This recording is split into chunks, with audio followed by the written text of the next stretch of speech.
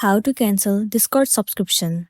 The very first thing you want to do is to head over to your settings of a device.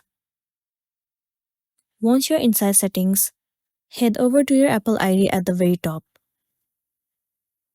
Tons of different menus will be visible to you, but head over to the option Subscriptions. Wait for a while for it to load. It will be landing you on the page. In this page, it will show you all the list of the application that you have the subscription of.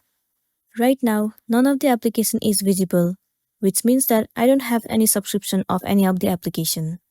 But for you, if you have bought the subscription of Discord, then it will be visible in this page. All you want to do is click on it. Once you head over to it, the option of cancel subscription will be visible to you. All you want to do is click on it, and then the subscription of Discord will be cancelled successfully, and then you'll be good to go. So that's all for today, and this is simply how you can cancel Discord subscriptions. Make sure to smash the like button and consider subscribing if you found this video helpful.